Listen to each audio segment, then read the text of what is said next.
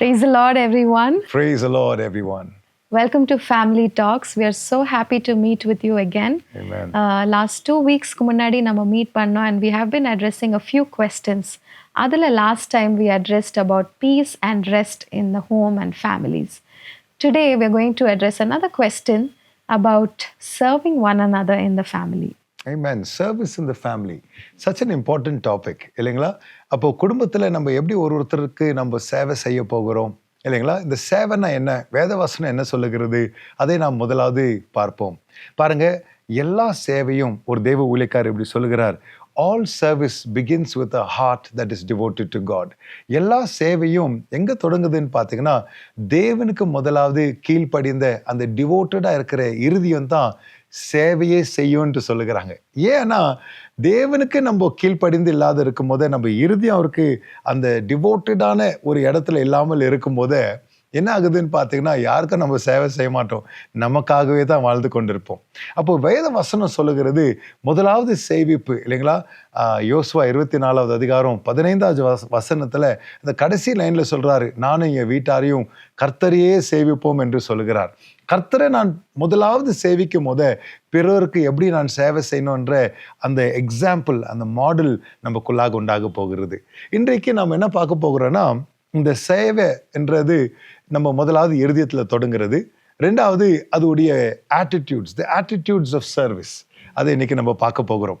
முதலாவது சேவை என்னது 1 சாமுவேல் 12வது அதிகாரம் 24வது வசனத்துல நாம் இப்படி வாசிக்கிறோம். நீங்கள் எப்படியும் கர்த்தருக்கு பயந்து உங்கள் முழு இருதயத்தோடும் உண்மையாய் அவரை சேவிக்க கடவீர்கள். அவர் உங்களிடத்தில் எவ்வளவு மகிமையான காரியங்களை செய்தார் என்பதை சிந்தித்து பாருங்கள். நீங்கள் கர்த்தருக்கு பயந்து முழு இருதயத்தோடு நீங்கள் அவருக்கு சேவை செய்யுங்கள் என்றார். அவர் எவ்வளோ மகத்துவமான பயங்கரமான காரியங்கள் செய்திருக்கிறார் என்று ஒரு தேவ ஊழியக்காரர் இப்படி சொல்லுகிறாரு, all service is a response to the goodness of God.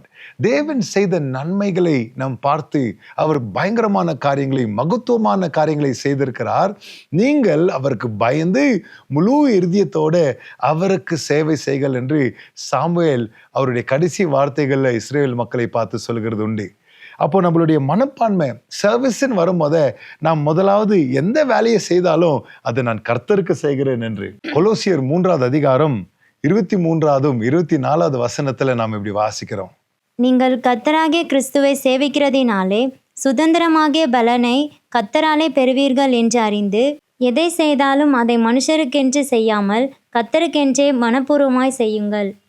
இப்போ நம்ம கொலாஷியன்ஸில் படித்த மாதிரி we have to serve one another heartily. நம்ம என்ன சேவை செஞ்சாலும் அது நம்ம மனுஷருக்காக இல்லை, பட் தேவனுக்காக நம்ம செய்கிறோன்ற அந்த ஆட்டிடியூட் நம்மளுக்குள்ளே வரும்போது சேவைன்றது ஒரு இயற்கையாக நம்மளுக்குள்ள வரும்.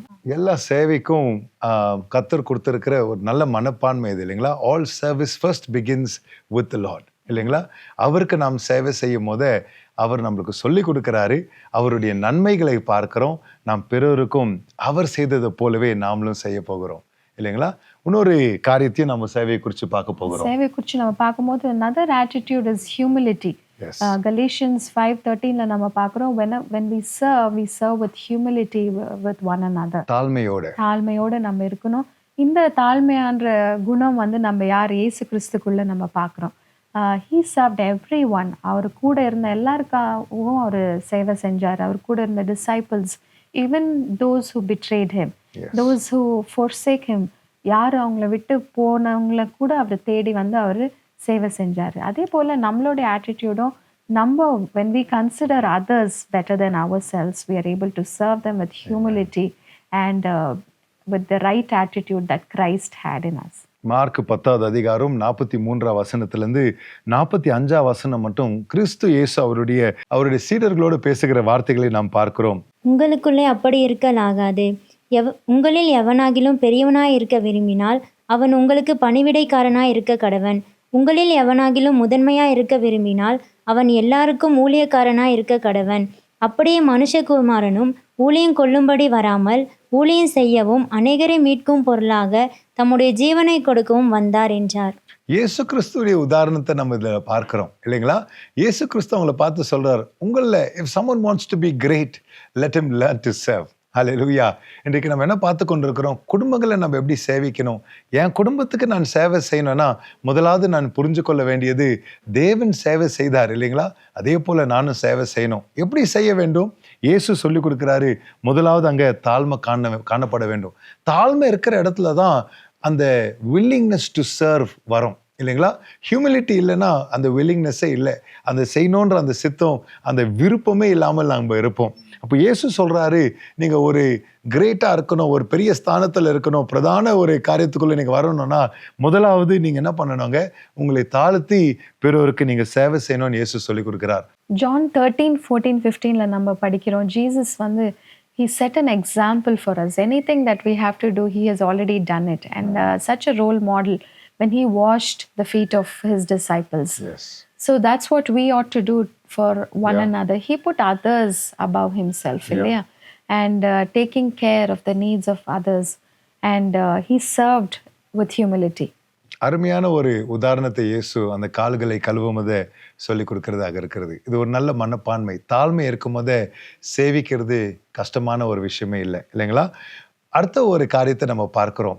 சேவிக்கிறது என்ன மனப்பான்மை அங்கே காணப்படணும்னா நம்மளுக்கு தாழ்மை தேவை, ரெண்டாவது அன்பு தேவை. Praise God. அன்பை குறித்து நாம் பார்க்கும்போது கலாத்தியர் 5வது அதிகாரம் 13வது வசனத்தில் சேவையை குறித்து இப்படி சொல்கிறார், நாம் செய்கிற எல்லா சேவையும் serve one another with love.